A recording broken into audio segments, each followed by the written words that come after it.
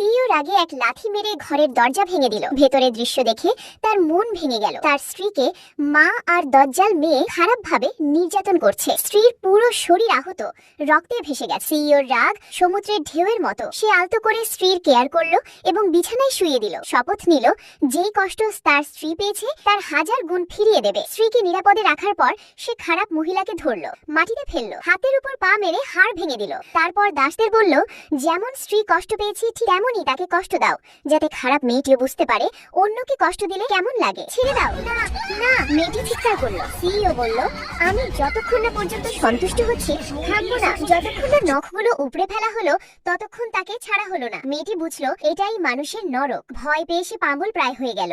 সে কাঁদতে কাঁদতে সাহায্য চাইলো, দয়া করে আমাকে বাঁচান। দৃশ্য দেখে বুড়িমা ভয় পেয়ে কাঁপলো। সিইও চিৎকার করে বলল, এতটুকু সহ্য করতে পারছো না? শাস্তি এখনো অনেক বাকি। যদি আবার আমার স্ত্রীকে কষ্ট দাও আমি তোমাদের আঘাত 1000 গুণ ফিরিয়ে দেব, পুরোপুরি। শেষে দর্শকদের কাছে প্রশ্ন রইল, আপনারা কি স্বামীর এই কাজকে সমর্থন করেন?